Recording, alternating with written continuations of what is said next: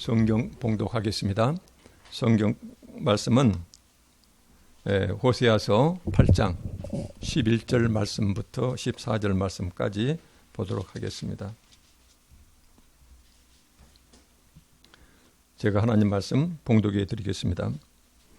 에브라임은 죄를 위하여 제단을 많이 만들더니 그 제단이 그에게 범죄하게 하는 것이 되었도다. 내가 그를 위하여 내 율법을 만 가지로 기록하였으나 그들은 이상한 것으로 여기도다. 그들이 내게 고기를 제물로 드리고 먹을지라도 여호와는 그것을 기뻐하지 아니하고 이제 그들의 죄악을 기억하여 그 죄를 벌하리니 그들은 애굽으로 다시 가리라. 이스라엘은 자기를 지으신 이를 잊어버리고 왕궁들을 세웠으며 유다는 견고한 성읍을 많이 쌓았으나 내가 그 성읍들에 불을 보내어 그 성들을 삼키게 하리라. 아멘. 오늘 이 본문 말씀을 가지고 만 가지로 기록된 하나님의 말씀, 이 말씀을 주안점을 두고 살펴보도록 하겠습니다. 우리는 전주에 호세아 6장 6절 말씀을 가지고 말씀을 살펴봤거든요. 우리가 이제 늘 성경 전체 역사에 비추어서 우리가 살아가는 이 세대가, 이 사회가 어떤 사회인지, 하나님 보실 때 어떤 사회인지 이것을 우리가 늘 염두에 두고서 그러면서 이제 우리 신앙생활을 점검해보는 그런 시기가 되었으면 좋겠습니다. 그런 우리가 되었으면 좋겠습니다. 성경에서는 과거의 이 예언서들은 북이스라엘과 남유다가 하나님 앞에서 그렇게 많은 죄를 짓고 있을 때 그들을 향하여 하나님께서 애절할 정도로 버릴 수가 없어서 그들을 다시 구원하기 위해서 그렇게 다양한 예언의 말씀들, 경고의 말씀들, 그 다음에 회개하라, 돌아오라 그런 말씀들을 하고 계시거든요. 그런데 오늘날 우리는 이런 예언서의 말씀들이 전에도 여러 번 말씀드렸지만 현대 강단에서 예언서 말씀이 사라진 지가 오래됐다. 다시 말씀드리면 오늘날 기독교인들은 우리가 살아가는 이 세대가 과거 예언자 시대처럼 범죄하고 하나님한테 경고받는 그런 시대가 아니고 우리는 신앙생활 잘하고 있다. 그래서 우리한테 맞지 않는 말씀이다. 그래서 혹독하고 가혹한 이런 예언서 말씀을 설교에서 자꾸 이렇게 말씀드리지 못하고 그리고는 이제 은혜스러운 말씀만 계속 되뇌고 있다. 이런 지역들이 실은 많습니다. 그런데 전에 이 말씀을 선택했던 이유가 있습니다. 우리가 살아가는 이 시대가 실은 하나님 앞에 충성하면서 하나님의 기뻐 받으실 만한 예배 드릴 만한 그런 시대가 아니고 하나님 앞에서 범죄해서 하나님의 경고를 수차례 듣고 있었던 과거 예언자 시대와 오늘날 우리 모습 너무나도 비슷하다. 그래서 강단에서 예언서의 설교가 사라진 것은 이것은 통탄할 일이다. 이런 지역들이 상당히 많습니다. 그래서 이제 우리는 전주에 특별히 호세아 6장 6절 말씀, 하나님을 안다는 의미, 그 다음에 예배의 의미를 다시 한번 살펴보기 위해서 그 말씀을 선택을 했습니다. 예배란 우리가 그냥 정해진 시간에 정해진 의식을 그 형식을 그대로 따르면서 하나님 앞에 우리가 풍성히 예배드리면 하나님은 응당 그 예배를 무조건 받아주시는 그런 분이 아니시다. 예배는 반드시 양 당사자가 만나서 이루어지는 것, 이 예배인데 하나님께서는 당신에게 나오는 당신의 백성들에게 예배 드리기 전에, 제사 드리기 전에 반드시 요구하는 것이 있어요.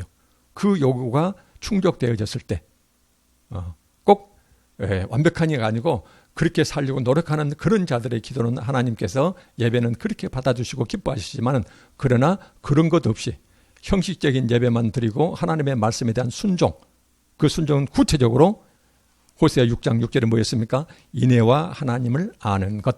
인애는 변함없는 사랑.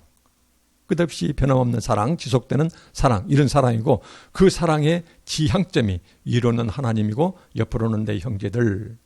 구체적으로 그 말씀드리면은 하나님 안다는 의미는 그 하나님을 지식적으로 안다는 것에 그치지 아니하고 내가 지식적으로 인정하고 고백하는 그 하나님과 깊고 깊은 1:1 친밀한 교제 속에서 1대1을 강조하는 이유가 있습니다. 막연히 군집 대 군집으로 만나는 것이 아니고 1대1로 내 마음속에서 그 하나님과 깊고 깊은 친밀한 교제 속에서 그 하나님을 사랑하고, 그리고 그 내가 사모하는 그 하나님이 나에게 간절히 원하는 그분의 명령, 그분의 뜻을 내 삶 가운데서 순종하면서 살아가는 것, 이 순종의 구체적인 모습은 바로 하나님 사랑과 이웃 사랑.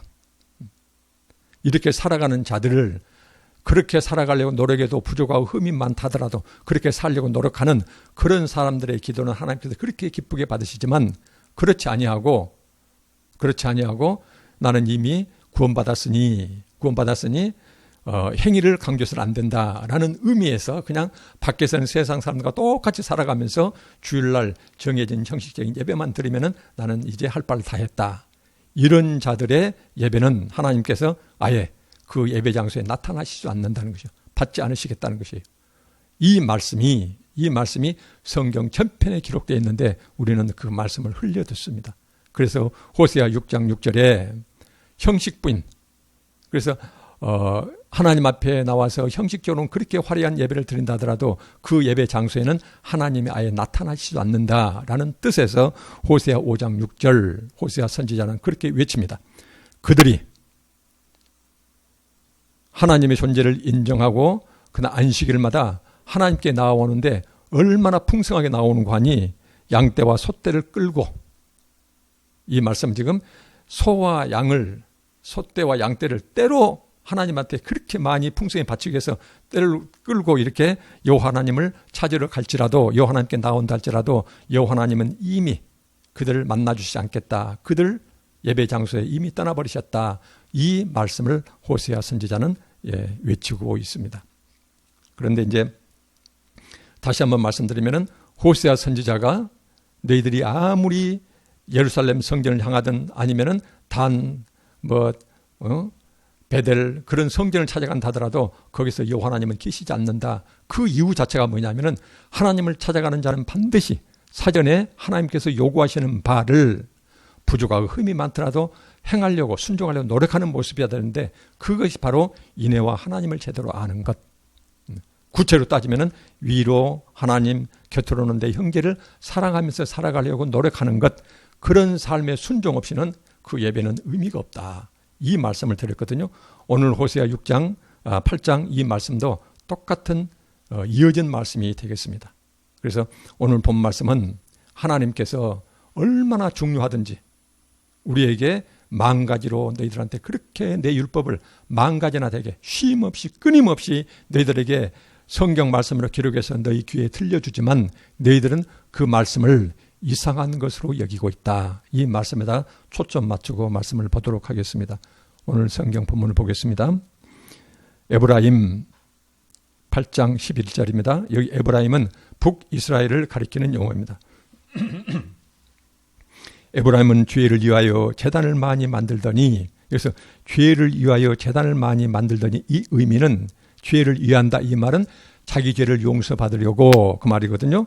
자기 죄를 용서받기 위하여 제단을, 하나님께 제사 드리는 그 제단을 많이 만들더니 오히려 그 제단이 그에게 범죄하게 하는 것이 되었도다.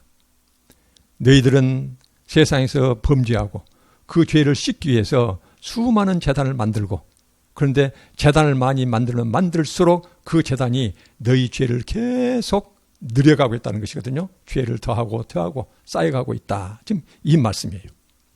그러면서 12절에 내가 그를 위하여 너희들 그렇게 제단을 화려하게 쌓고 그 다음에 풍성한 제사를 드리지만 내가 너희들한테 요구하는 것이 따로 있다는 것이에요. 그 말씀이 12절에 내가 그를 위하여, 이스라엘 백성들을 위하여, 하나님 백성들을 위하여 내 율법을 만 가지로 기록하였으나, 만 가지, 1000의 10배가 되겠죠. 만 가지로 기록하였으나 수없이 반복해서 너희들에게 율법을 기록해서 그 율법을 귀에 들려주고 있지만, 그러나 그들은 내 말을 받아야 될 이 생명의 말씀을 이스라엘 백성들과 남유다 백성들 마찬가지였습니다. 그때 당시 이상한 것으로 여긴다. 이상한 것으로 여기고 있다. 그럼 하나님께서 말씀할 때 여호와의 말씀이니라 라고 후절에 꼭 이걸 붙이고 계시거든요.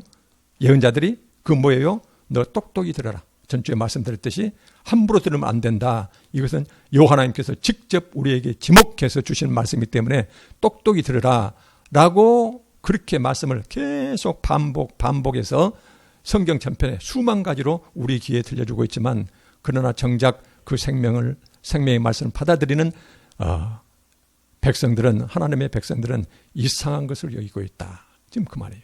그래서 여기서 만 가지로 기록했다는 의미하고 그 다음에 이상한 것으로 여기고 있다. 이 단어는 좀 이따 이제 주안점을 두고 깊게 살펴보도록 하겠습니다.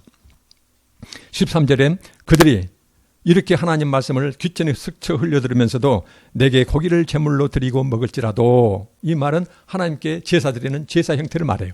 특별히 이 제사는 화목제라고 그러거든요. 화목제는 하나님과 나하고 죄 때문에 간격이 벌어졌는데 내가 회개하고 그래서 하나님께 제물을 잘 드렸더니 하나님 우리를 용서해 주셨다는 말이에요.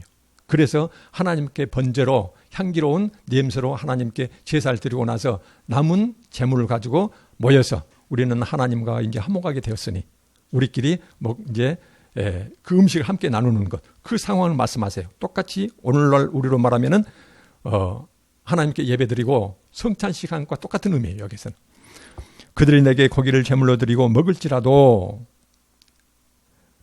여호와는 그것을 기뻐하지 아니하고, 그 다음에 이제 그들의 죄악을 기억하여, 여기서 하나님께 고기를 제물로 드렸으면은 자기 죄는 이미 용서받은 것이라고 지금 이스라엘 백성들은 착각하고 있는 것이거든요.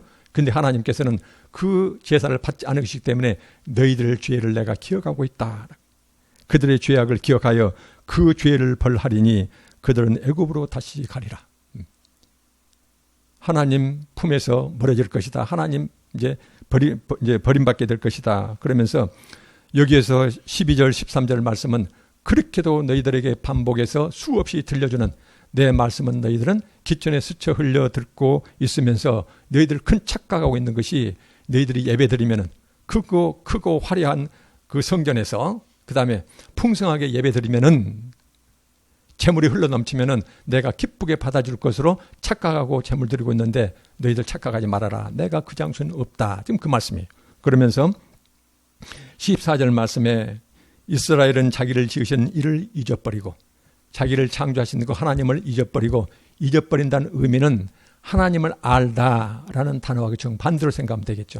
하나님을 안다는 의미는 지식적으로 아는 것을 넘어서서 그 하나님과 깊은 친밀, 그 다음에 순종, 그러면서 그 순종에 사랑하고 하나님을 사랑하고 순종하는 것, 순종의 의미는 구체적인 삶 가운데서 위로는 하나님, 옆으로는 형제사랑, 이렇게 사랑하는 것을 하나님을 아는 것인데 너희들은 단지 지식적으로만 나를 인정하고 그 다음에 평소의 삶 가운데서 하나님을 깊게 친밀하게 하나님과 교제, 1:1 교제 나누면서 그 하나님을 사랑하면서 순종하는 삶, 형제를 사랑을, 이런 삶은 내버려버리고 지식적으로 하나님 인정하고 단 7일 가운데 7일 안식일 날만 나와서 나한테 형식적인 제사만 드리면 그걸로 끝, 나는 구원받았다. 지금 그 말이거든요. 그래서 날 지으신 일, 이런 상태를 나를 잊어버렸다라고 하나님은 지금 말씀하고 계세요. 제사 드리는 당사자들한테 하시는 말씀이에요. 소와 양떼를 때로 몰고 온 하나님께 그렇게 풍성한 제물을 드리고 있는 그 백성을 향하여 하나님 하시는 말씀이 너희들은 나를 알지 못한다, 잊어버렸다. 지금 그 말씀이에요. 그러면서 왕궁들을 세웠으며, 여기서 왕궁들이라는 이 단어는 임금이 사는 궁궐을 그 궁궐만을 말하는 것이 아닙니다. 여기서 왕궁들, 이 원래 단어는 신전들을 가리키는 단어이기도 합니다. 그래서 이스라엘 백성들이 어떻게 하면 하나님께 제사 드리는 그 우리로 말하면 예배당을 크고 화려하고 웅장하게 지을 것인가, 거기에 하나님이 계신다고 생각하고, 그리고는 그렇게 그때 당시 북이스라엘 백성들은 예루살렘 성전에만 성전을 지어야 되거든요. 근데 그 명령을 어기고 자기들 편의에 따라서 북이스라엘의 베델과 단이라는 그 두 지역에 어마어마하고 크고 화려한 그 하나님 신전을 지었어요. 마치 바알을 섬기는 신전 짓듯이 그렇게 신전을 지었거든요. 그래서 이렇게 신전을 지어놓고 이것을 왕궁들을 세웠으며, 유다는, 남쪽에 있는 유다는 견고한 성읍을 많이 쌓았으나, 하나님을 의지하는 것이 아니라 여기서는 견고한 성읍, 요새화된 자기들 도시.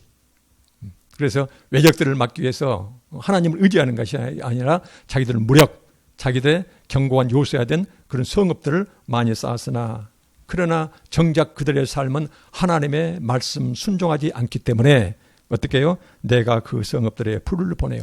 전부 다 불태워버리겠다는 것이. 그러면서 그들을 삼키게 하리라. 그 성들을 삼키게 하리라. 이렇게 말씀하세요. 호세아 예언자가 끝없이 반복하는 말씀이 있습니다. 그 말씀 뭐예요? 하나님 사랑과 이웃사랑, 그 순종 없이.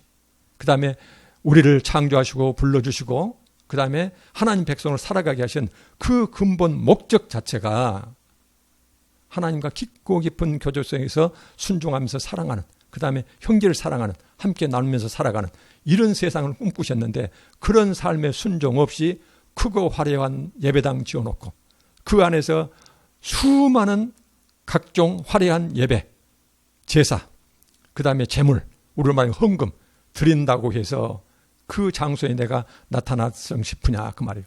그것에 나타나지 않는다는 것이에요. 그러면서 착각하지 말아라. 너희들 예배를 내가 받지 않겠다. 그러니 제발 너희들 정신 차려라. 그러면서 오늘 본 말씀 보면 하나님께서요 탄식조로, 원문 말씀 자체는 탄식조로 하시는 말씀이 있어요. 그 백성들이요. 그 백성들 12절 말씀이거든요. 다시 한번 보겠습니다. 내가 그를 위하여 내 율법을 만가지로 기록하였으나, 처음부터 성경 말씀 처음부터 마지막까지 그렇게 수차례 쉼없이 반복해서 똑같은 말을 반복해서 너희들한테 기록해서 들려주었으나 너희들은 내 말을 이상한 것으로 여긴다. 이 말씀이요. 그래서 오늘 본 말씀은요, 하나님께서는 여기에서 만 가지로 기록했다는 그 만 가지로 기록된 말씀이 무엇일까? 호세아서 앞뒤 맥락 속에서는 구체적으로는 하나님 사랑과 이웃 사랑이에요. 자, 우리가 10계명이요. 하나님께서 우리에게 행하라 248가지, 행해서는 안 된다. 금하신 것이 365가지. 그래서 전체 합하면은 613가지의 율법을 우리한테 주셨어요. 신약 시대에서 하나님의 율법을 함부로 대하면 큰일 납니다. 예수님께서도 내가 율법을 완성하러 왔지 1.1획도 변개되지 않는다고 말씀하셨어요. 그런데 거기에서 제사법, 혈통으로 이스라엘 백성들의 혈통법, 이런 신분법만 예수님이 오시면서 그것만 상징성으로 남아있을 따름이지 나머지 모든 도덕적인 이런 율법은 그대로 오히려 더 훨씬 더 엄격하니 우리한테 남아있어요. 자, 우리한테 그런 613가지 하나님 전편에 있는 하나님의 그 율법을 압축하면 10계명이에요. 10계명은 1계명부터 4계명까지는 이로 하나님을 향한 사랑의 방식이에요. 그건 뭐예요? 하나님의 절대로 다른 신을 섬겨서 안 된다. 유일신 사상이요. 그리고 그 하나님에 대해서 어때요? 하나님은 너희들 손으로 깎아놓은 그 형상에다가 절하지 말아라. 하나님, 하늘에 계신 하나님은 그런 분이 아니다는 것이에요. 그러면서 내 이름을 함부로 부르지 마라.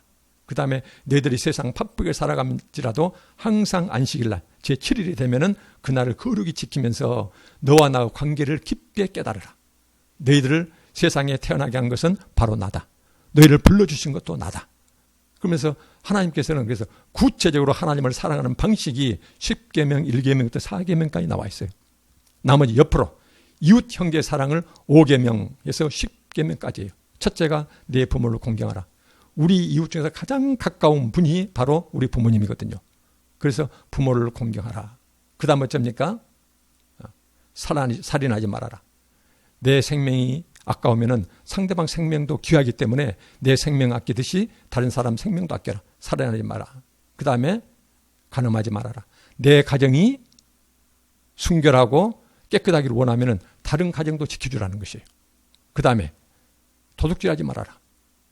내 재물이 귀하면은 다른 사람들 재물도 귀하다. 절대 손대지 말아라. 거짓 증거하지 말아라.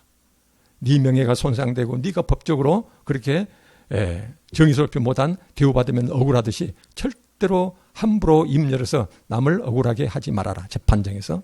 그 다음에 내 이웃의 집에 모든 것을 탐내지 말아라. 간음하지 말아라는 것도 마찬가지.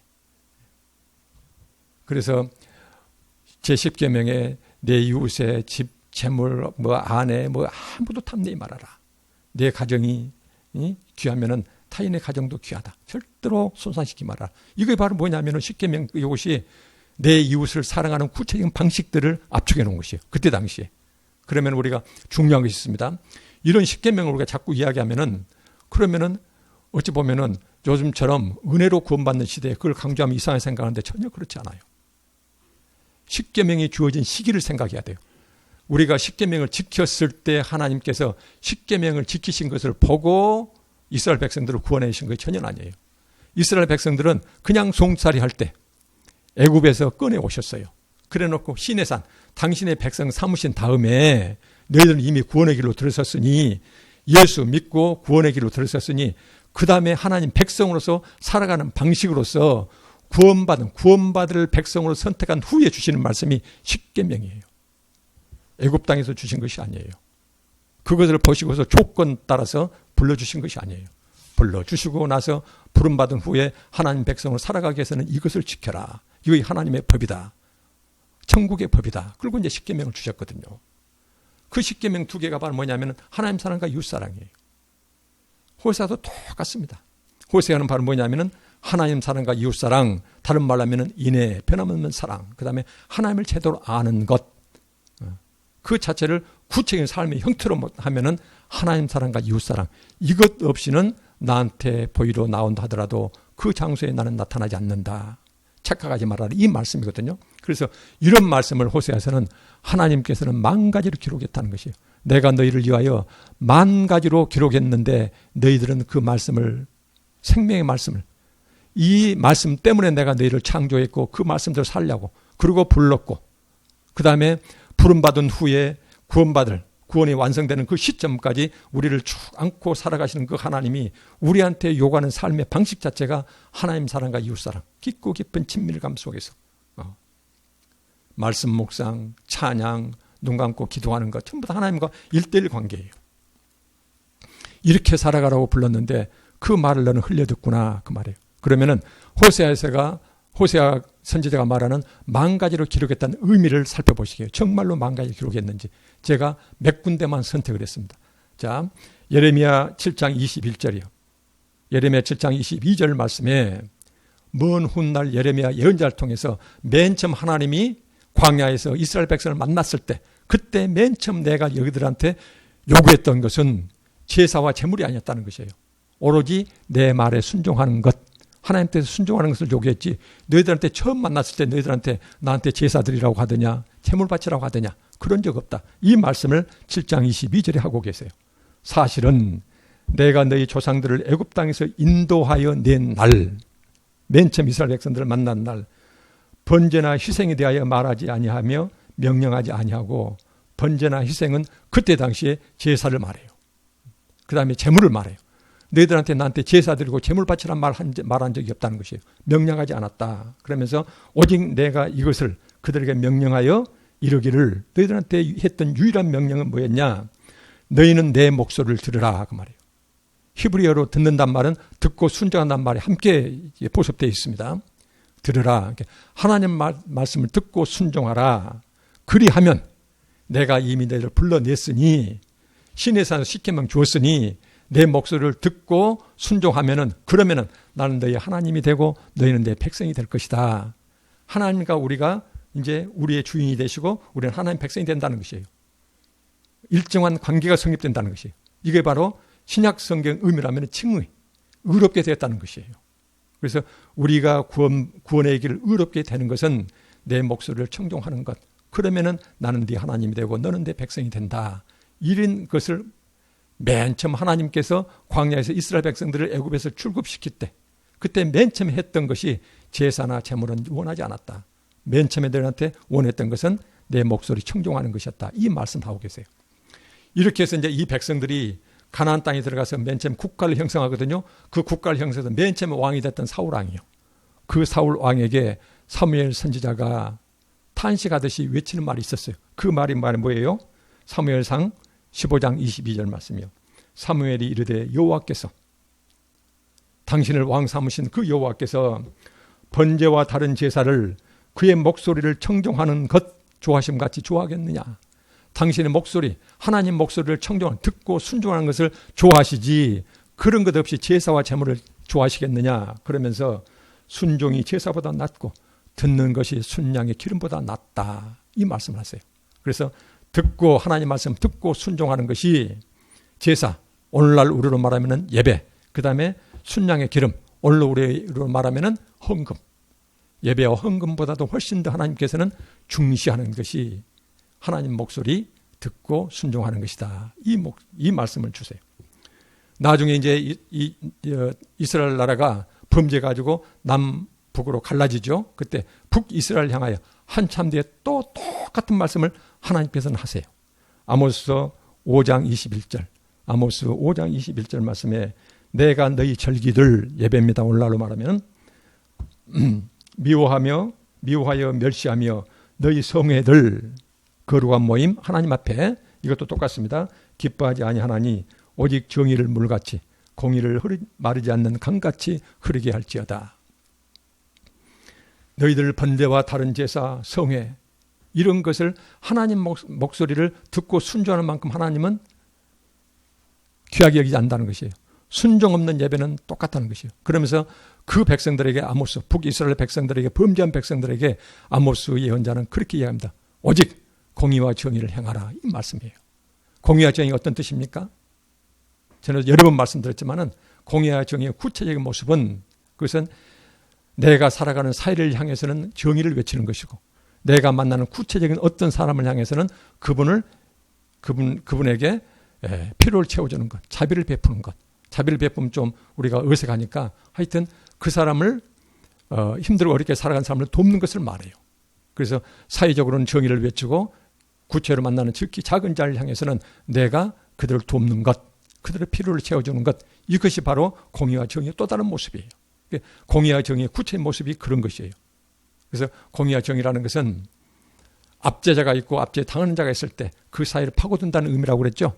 우리가 마음에 심상으로 그림을 그렸으면 좋겠어요. 하나님이 우리한테 요구하시는 것은 사이를 향해 정의를 외친다는 것은 압제자와 압제 당하는 자가 있을 때 그 사이를 파고들어서 압제자를 향하여서는 그들을 막아서고 그들에게 힘겹게 살아가는 자들을 곁에서 그들과 함께 살아가는 이것이 공의와 정의를 행한다는 구체적인 모습이 되거든요. 이렇게 말씀을 합니다. 북이스라엘뿐만이 아니에요. 남유다도 똑같습니다. 남유다 백성들이 범죄했을 때 하나님께서는 이사야 선지자를 통하여 내가 진정으로 너희들한테 원하는 것이 무엇이냐 이걸 말씀하세요. 이사야 1장 12절 말씀이요. 보면은요 예언서의 이런 말씀이 계속 반복되고 있어요. 만 가지를 기록했다. 쉼 없이 기록하고 기전에 들려주었다. 너희가 내 앞에 보이러 오니 예배드리러 온다 그 말이에요. 제사드리러 온다 그 말이에요. 누가 너희에게 요구하였느냐? 내 마당만 밟을 뿐이니라. 헛된 재물을 다시 가져오지 말라. 분향은 내가 가증히 여기는 바요. 월삭과 안식일과 대회로 모이는 것도 그러하니 성회와 아울러 악을 행하는 것을 하나님께서는 견딜 수가 없다는 것이에요. 6일 동안 네 삶의 모습하고 그 삶 모습에서 세상 사람과 다르게 살아가야 되는데 거기는 세상과 똑같이 살아가면서 안식일 날 나한테 나가오는 것 이걸 내가 견딜 수가 없다. 선행을 배우며 정의를 구하며 학대받는 자를 도와주며 고아를 위하여 신원하며 고아를 신원한다는 말은 고아의 억울함을 풀어주며 그 다음에 과부를 위하여 변호하라 하셨느니라. 이렇게 하나님 말씀하세요.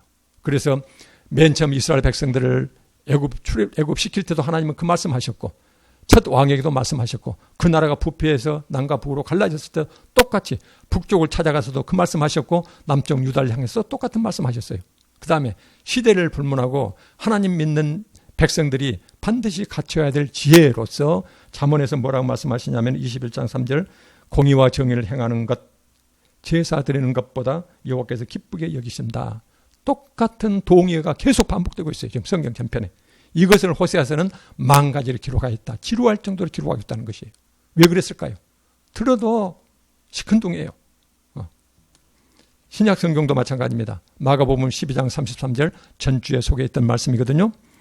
또 마음을 다하고 지혜를 다하고 힘을 다하여 하나님을 사랑하는 것, 이웃을 자기 자신같이 사랑하는 것, 이것이 바로 전체로 드리는 모든 번제물과 기타 제물, 이것은 하나님께 드리는 모든 화롭고 풍요롭고 인간 눈으로 보면 아름답게 드리는 모든 예배와 그 많은 헌금보다도 더욱더 중요한 것은 하나님을 제대로 알고 사랑하는 것, 그 다음에 이웃을 함께 사랑하는 것, 이것이 바로 예배보다도 훨씬 더 중요하다는 거예요. 헌금보다 훨씬 더 중요하다는 것이에요.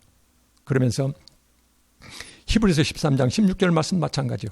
오직 선을 행함과 서로 나누어 주기. 형제사랑이죠. 잊지 말라. 하나님은 이 같은 제사를 기뻐한다라고 말씀하세요. 세상 밖에 나가서 이런 얘기하면은요, 지루한 말 계속 지금 반복하고 있는 지루한 말이에요. 바울 사도 역시 마찬가지입니다. 우리가 바울 사도가 말했던 오직 우리는 믿음으로 구원받기 때문에 행함을 강조해서는 안 된다. 여러분들 수차례 우리가 함께 그런 류의 말씀을 묵상했는데요. 했는데 그 바울 사도가 뭐라고 말했냐면은 오직 우리는 믿음으로 구원받는다. 그때 이 말씀은 예수 그리스도 밖에 있는 자들에게, 지금 말하면 교회 다니지 않는 세상 사람들한테 하시는 말씀이에요. 일단 이 안에 들어온 사람들한테 바울 사도가 했던 이야기가 있어요. 그 이야기가 바로 뭐냐면은 온몸으로 살아내는, 우리 몸으로 살아내는 온 삶, 우리 몸이 움직이면서 행하는 모든 행동, 이 것 자체를 하나님께 드리는 거룩한 산 제물로 바치라는 이런 말씀을 드렸어요. 로마서 12장 1절에 이런 말씀이 있습니다. 그러므로 형제들아, 이 형제들은 뭐예요? 예수 그리스도 안에서 믿음의 형제들한테 말씀하신 거예요. 이미 구원의 길로 들어선 자들이에요. 그러면서 내가 하나님의 모든 자비하심으로 너희를 구원하노니 너희 몸을 하나님이 기뻐하시는 거룩한 산 제물로 드리라. 이것이 너희가 드릴 영적 예배. 여기에서 너희 몸을 제물로 드리라. 그러면 지금 번제물로 태우고 있는데 우리 몸을 드리라. 영적으로 있어 어떤 의미라 그 말이에요? 우리 몸으로 살아가는 온 삶, 우리가 행동하는 것, 살아내는 것은 몸으로 하는 것이거든요. 그런데 우리 몸으로 살아내는 온 삶과 행동하는 것, 이 모든 것을 가지고서 그것 자체가 하나님 보시기에 내 말대로 순종하고 있구나. 하나님이 기뻐 받으실 제물이 되게 하라는 것이에요. 내가 살아가는 그 삶 자체가, 이 말을 했어요. 이 로마서 12장 1절 말씀을 과 관련해서 초대교회 한 교부가 이 말을 구체적으로 삶 가운데 적용한다면 어떤 뜻이 될 것인가 라는 풀어서 쓴 설명이 있어요. 그것을 후대 사람이 했던 말하고 좀 섞어서 같이 말씀드릴게요. 우리 몸을 거룩한 산 제물로 바치라는 의미는 우리 눈은 악한 것을 보지 말고,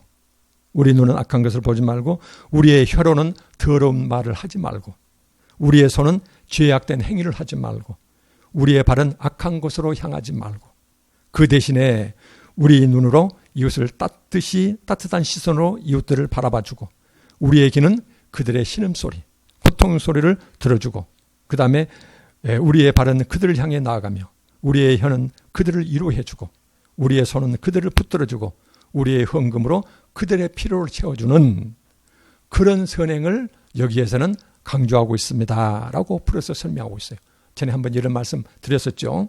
그래서 이렇게 우리의 몸인 눈, 귀, 입, 손, 귀, 발, 손, 이런 것으로 살아가는 그 자체가 하나님 뜻에 순종하는, 하나님을 사모하면서 이웃들을 사랑하는 그런 삶을 살도록 노력하라는 것이에요. 어떻게 우리가 그것을 제대로 하겠습니까? 부족하지만 그런 삶을 살아갈 때에 하나님은 그런 자들이 아무리 부족하고 흠이 많다더라도 그런 자들은 한없이 사랑하시면서 기뻐 받으신다는 것이에요. 그들이 나오면은 다가서 주고 그들이 드린 예배는 하나님께 받으시겠다. 이렇게 사랑의 모습으로 나타나는 순종, 이 순종하는 자들의 예배는 하나님께 받으시겠다. 이 말씀을 제가 방금 쭉 몇 군데 맨 처음에 이스라엘 백성들이 하나님 만났을 때, 그 다음에 초대 왕에게, 그 다음에 북이스라엘 남유다, 나중에는 신약, 그 다음에 믿음으로 구원받는다고 했는데 그 우리를 많은 사람들이 착각하고 있는 믿음이라는 것이 그런 믿음이 아니에요. 그래서 바울 사도 입으로 했던 말이 어떤 의미였는가? 똑같은 말을 지루할 정도로 동의 반복을 하고 있는 것이에요. 그런데 이렇게 성경책에 10,000가지를 기록했다는 것이에요. 왜 하나님께서 이렇게도 이걸 강조하실까요? 그것은 바로 뭐냐면은 하나님은 우리를 창조하신 목적, 그 다음에 세상 가운데 범죄하고 있을 때 우리를 불러내오신 목적, 불러주셔서 구원의 길을 걸어갈 때에 끝까지 영생의 복을 받을 때 그 순간까지 우리를 안으시고 붙드시고 우리 삶을 인도해 가실 때 그 삶의 모습이 바로 이런 삶을 하나님께서는 우리한테 목적으로 주셨다는 것이에요.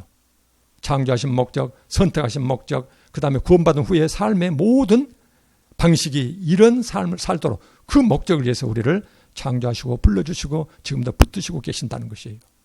그렇기 때문에 하나님께서는 이렇게 성경 전편에서 마지막까지 만 가지로 쉼없이 끝없이 반복해서 기록하고 귀에 들려주고 있다는 것이에요. 그런데 이 말씀을 받는 자들은 정작 이상하게 여겼다라는 것이에요.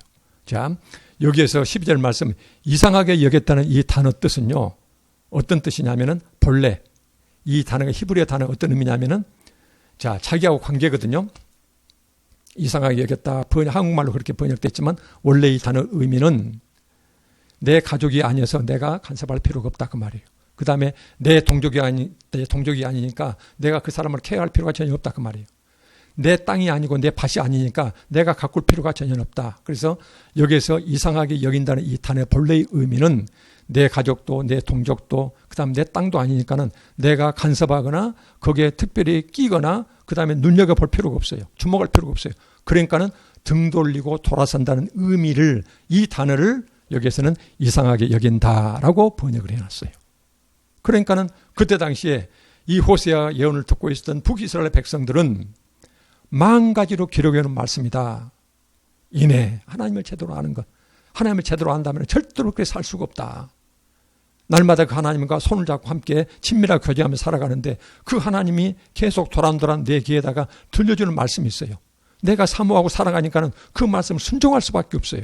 그 순종의 삶이 사랑이다. 여기서. 그런데 그 말을 나하고 아무 관계없는 말로 그냥 스쳐 듣고 있단 말이에요. 그러면서 하는 게 뭐예요? 끝없이 풍성한 제사, 제물만 드리면 나는 구원받았다. 지금 착각하고 있는 것이에요. 여기에서. 오늘날 우리는 어떨까요? 왜 많은 신학자들이 오늘날 교회의 모습은 옛날 구약의 예언서 시대와 똑같다. 오히려 더 타락했다. 이것은 세상을 두고 할 말이 아니에요. 예언서가 선포되는 그 백성들은 하나님 백성들이거든요. 신학자들이 고민하면서 하는 말은 교회의 내의 모습을 보고서 이제 그런 말을 하는 것이에요. 여기서. 그러면은 구약의 백성들만 그렇게 했을까요? 오늘날은 어쩔까요? 그런데요, 제가 우연히 그것을 글을 한번 봤거든요. 1950년대부터 2012년대까지 미국 그 의학자들이 발견해낸 방식이 새로운 발견이 있답니다. 그것은 바로 뭐냐면은 사람들은 자기 귀에 수십 가지, 수만 가지 각종 지식과 눈에 보이고 귀에 들려오는 수많은 지식과 말소리가 들려오는데 그 중에서 계속 필터링을 한다는 것이에요. 어떤 것은 받아들이고 어떤 것은 계속 내쳐버린답니다. 받아들일 거면 받아들여요. 그러면서 이걸 뭐라 하면 선택확증이라고 합니다. 선택확증. 그래서 수많은 말이 들려오는데 그 중에서 내가 옳다 그러다는 이미 내 마음속에가 판단하는 심리적 구조가 단단히 구조되어 있다는 것이에요. 내 마음속에. 다시 말씀드리면 수많은 지식과 뉴스와 말이 귀에 들려온다 하더라도 그 중에서 저것은 내가 원하는 것, 원하지 않는 것, 그래서 자기가 원하는 것, 듣고 싶은 것, 보고 싶은 것, 기억하고 싶은 것만 선택하고 난 나머지는 계속 쳐내는데 그냥 흘려든다는 것이에요. 그런데 그런 심리적 판단 구조가 우리 내면에 이미 단단히 전부 다 구조화되어 있다는 것이에요. 이것이. 보니까는 이 최근에 발견된 심리학에서 발견된 이런 뇌 구조가 이렇게 됐다는 것이거든요. 이것이 바로 이 상태와 똑같다는 거예요. 오늘날 저는 그렇게 생각합니다. 저희들이 신학 공부할 때 계속 강조해서 들었던 말씀들이 있거든요. 책에서 봤던 확인했던 게 있거든요. 오늘날 구원론은 값싼 구원론. 세상에 어떻게 살든지 이미 우리는 예수를 입으로 믿고 시인하고 했으니 구원받았기 때문에 주일 성수, 예물, 적절히 전도 이것만 하면은 그러면 우리는 이미 구원받았기 때문에 염려할 것이 없다. 그래서 이렇게 오직 믿음으로 구원받았다는 이것을 착각을 해가지고 그래갖고는 나머지 모든 이런 말씀들을 계속 쳐내고 있다는 것이에요. 받아들이질 않아요. 이런 것들을. 근데 아까 말씀드렸듯이 예수님께서는 말씀하셨어요. 구약에 있는, 다시 한번 말씀드리면 그 많은 율법들, 그 중에서 신분법과 이런 제사법에 대한 것은 전부 다 의미가 없어졌지만 그 어떤 비유적인 의미만 남아있지만 나머지 것들은 오히려 더 완성하는. 옛날에는 사람을 죽여야 살인죄가 됐거든요. 그런데 마음속으로 미워하는 것 자체가 어때요? 이미 마음속에서 살인이 시작되는 것. 그 시작되면 그것은 살인이라고 봤어요. 마음속으로 음욕을 품는 것. 옛날에는 그것은 전혀 구약시대는 죄가 아니었어요. 근데 예수님께서는 음욕 자체가 바로 뭐예요? 간음이 이미 마음속에 시작되는 것이에요. 그렇게까지 우리한테 요구하고 계세요. 그런데 다행스러운 것은 하나님께서 우리에게 사랑의 삶을 산다고 하는데 그게 어떻게 우리가 그것이 쉽겠습니까? 정말 안 되죠. 근데 하나님께서는 다행스러운 것은 전에도 말씀드렸듯이 우리가 하나님한테 불순종하고 죄 짓는 것이 하나님 눈에 얼마나 심하든지 비유로 말씀드리면은 지옥 끝에 있을 정도로 우리가 그렇게 부족하다 하더라도 흠이 있다 하더라도 근데 자기 부족과 허물을 가슴을 치면서 하나님 제가 이런데 어쩌면 좋겠습니까? 하나님 없으면 제가 살 수가 없습니다. 그러면서 하나님을 바라보는 자, 어린아이가 부모한테 큰 사고 쳐놓고 부모한테 벌 받을까 봐서 눈물을 글쓰면서 바라보면은 그 어린애의 그 모습 자체가 귀엽듯이 하나님은 그런 백성은 절대로 버리시지 않는다는 것이에요. 오히려 그런 사람들을 훨씬 더 따뜻이 안으시고 변화시켜 가신다는 것이에요. 성령을 부어주시고 성령에 의해서 우리는 차츰차츰 변해 간다는 것이에요. 그래서 오늘 이 말씀 드리는 것은 우리가 그동안 예배드리지 못한 것 그렇게 가슴 아파했고 예배를 기다렸는데 우리가 기다린 예배가 하나님께서는 어떤 의미인지 반드시 예배 받으시는 당사자가 있다. 그 하나님 눈으로 우리 예배를 어떻게 바라보실까?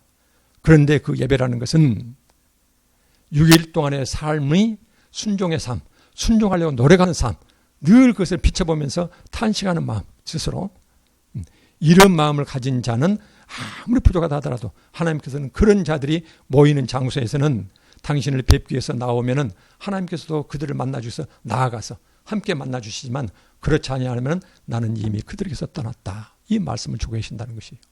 그래서 우선 이 말씀을 우리 가족끼리 깊게 사랑하시게 해요. 그 다음 우리 교우들끼리요.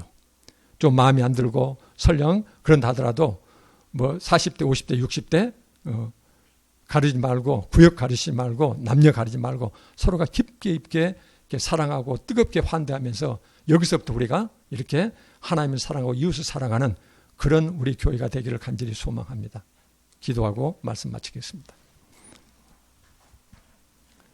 아버지 하나님, 우리 모두 늘 하나님 말씀에 압도되어 그 말씀에 순종하며 살아가려고 노력하는 우리 모두 되게 하여 주시옵소서.